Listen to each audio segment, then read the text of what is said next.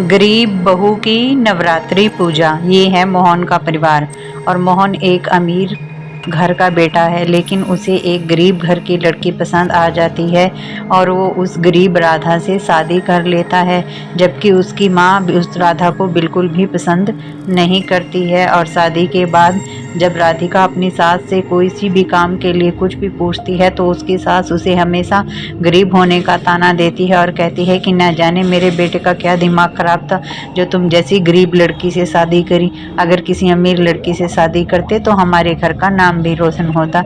इसी तरह 1 साल का समय गुजर जाता है और गुजरते समय के साथ साथ राधिका की हालत उस घर में बद से बदतर होती चली जाती है। राधिका अब एक बच्ची की माँ है।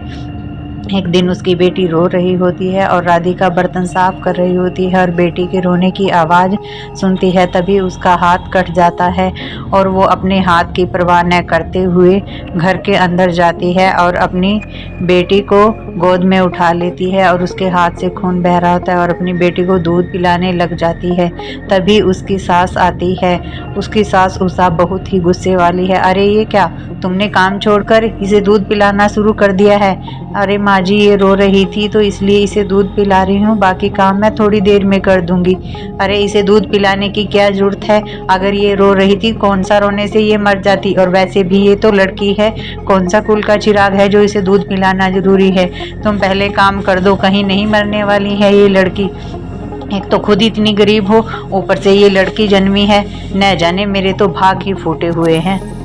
बेचारी राधिका अपनी सास की सभी कड़वी बातें चुपचाप सहन कर लेती है और वो देवी माँ के सामने अपना दुखड़ा रोती है और देवी माँ से प्रार्थना करती है। और इसी तरह रात के समय हर रोज अपनी सास के पांव दबाने के बाद वो देवी माँ के पास आती है और देवी माँ से अपनी सभी बातें शेयर करती है। इसी तरह समय गुजर जाता है और गुजरते समय के साथ नवरात्रि का त्यौहार आ जाता है। बाजार बिल्कुल सज चुके हैं। बाजार में दुर्गा माँ की पूजा का सभी सामान उपलब्ध है और राधिका दुर्गा माँ की बहुत बड़ी भक्त है। वो अपनी सास से कहती है कि सासू माँ, मुझे कुछ पैसे दे दीजिए ताकि मैं नवरात्रि की पूजा का सामान ला सकूं और नवरात्रि का व्रत रख सकूं। अरे ओ कलमुही, अरे ओ बेवकूफ़, तुम्हें कौन पैसे देगा? तुम्हें तो हमने यहाँ पर काम करने के लिए रखा हुआ है। तुम एक नौकर से ज़्यादा कुछ नहीं हो और पैसे लेने की तो कभी सोचना भी मत। अगर नवरात्रि की पूजा रखनी है तो रख, वरना मत रख। मेरे पास इसकी कोई जिम्मेवारी नहीं है। मैं तो तुम्हें एक फूटी कोड़ी ना दूं। राधिका बाजार में चली जाती है। उसकी सास ने उसे सब्जी के लिए कुछ पैसे दिए हैं, लेकिन जैसे ही वो दुर्गा माँ की पूजा का सामान देखती है तो बहुत ही उदास हो जाती है और बाजार में एक जगह खड़ी होकर सोचने लगती है कि मैं कितनी अभागन हूँ, दुर्गा माँ की पूजा का सामान भी नहीं खरीद सकती। तभी एक बूढ़ी माँ कहती है कि बेटी, ये लो, तुम दुर्गा माँ की पूजा का सामान ले लो। तुम बहुत ही दुर्गा माँ की भक्त दिखाई दे रही हो। अरे माँ जी, मेरे पास तो 1 रुपया भी नहीं है, मैं कैसे सामान ले लूं? अरे बेटी, क्या हुआ? अगर तुम्हारे पास 1 रुपया नहीं है, मेरी भी पूजा लग जाएगी और वैसे भी मैं भी तुम्हारी माँ जैसी ही हूँ। तुमसे पैसे कौन मांग रहा है? ये लो, ये दुर्गा माँ की पूजा का सामान है, तुम घर जाकर आराम से पूजा करो। और वो सामान लेकर घर आ जाती है और वहाँ पर बैठकर सबसे पहले मिट्टी से दुर्गा माँ की पूजा की मूर्ति बनाती है, कलश की स्थापना करती है, पूरी तैयारी कर लेती है और देवी माँ का धन्यवाद करती है कि उसे सभी पूजा सामग्री का सामान मिल गया है। राधिका की सास भी दुर्गा माँ की पूजा आरती करती है और राधिका से पूछती है कि अरे ओ कामचोर, तुम्हें ये सब सामान कहाँ से मिला है? क्या तुमने अब चोरी करना भी शुरू कर दिया है? क्यों हमारी बेइज्जती करवा रही हो? अरे माँ जी, मैंने कोई चोरी नहीं की है। वहाँ पर एक बूढ़ी माँ थी जिसने मुझे ये सब सामान फ्री में दिया है। ओहो, लगता है अब तो तुम्हें लोग भी पहचानने लगे हैं कि तुम एक भिखारिन हो, और भिखारिन को तो सभी भीख दे देते हैं। हाँ, अपनी ये मूर्ति मेरे पूजा घर में मत रखना, तुम तो गरीब दिखती हो और ये तुम्हारी गरीब मूर्ति। मैंने तो संगमर के पत्थर की मूर्ति बनवाई है, उससे मैं देवी माँ की पूजा करूँगी और मेरे मंदिर से दूर रहना, वहाँ पर तुम्हारा हाथ नहीं लगना चाहिए। राधिका की सास ने भी व्रत रखा है, परंतु व्रत के नाम पर वो इतने ज़्यादा सूखे मेवे खा लेती है, हमेशा काजू बादाम खाती रहती है, जबकि राधिका पूजा में लगी रहती है। अरे ओ राधिका, ये लो कुट्टू का आटा। अरे माँ जी, क्या इसमें से मैं थोड़ा हलवा अपने लिए भी रख लूँ? अरे नहीं नहीं, क्या तुम्हें पता है कितना महंगा आटा है? जितना भी हलवा बनेगा सब मुझे दे देना। खुद के लिए कुछ मत रखना, वैसे भी तुम अगर तो एक दिन भूखी रह जाओगी, कौन सा मर जाओगी। तभी वो हलवा बनाती है और सारा हलवा अपनी सास को दे देती है। अपनी मुनिया को लेकर अपने कमरे में चली जाती है। बेचारी भूख से परेशान है और रात के समय उसे कुछ आवाज़ सुनाई देती है। अरे ये कैसी आवाज़ है, ये आवाज़ तो रसोई घर से आ रही है, चलो चल कर देखती हूँ। जैसे ही वो रसोई में जाती है और देखती है कि कढ़ाई हलवे से भरी हुई है। मैंने तो सारा हलवा माँ जी को दे दिया था, हे देवी माँ आपका बहुत बहुत धन्यवाद। और वो हलवे से अपना पेट भरती है। उसकी सास सोफे पे बैठकर सूखे मेवे खा रही होती है। तभी राधिका आ जाती है।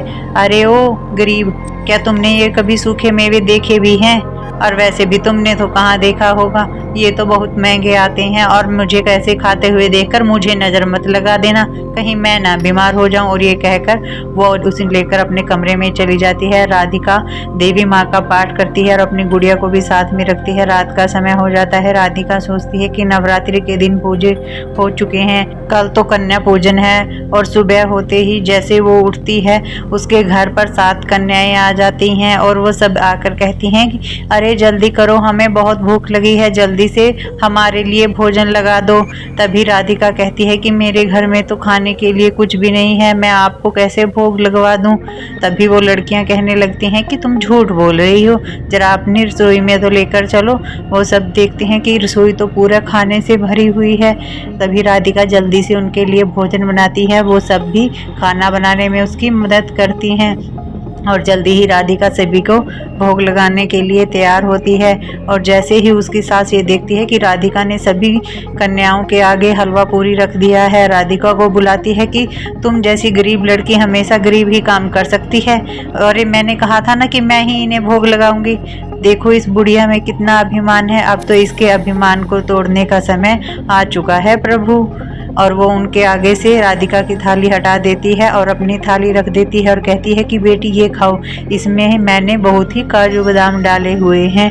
और तभी वो कन्याएं खड़ी हो जाती हैं और देवियों का रूप धारण कर लेती हैं। राधिका की आंखों में आंसू आ जाते हैं। हे देवी माँ, आप मेरे गरीब के घर पधारी हैं, इसके लिए आपका बहुत बहुत धन्यवाद।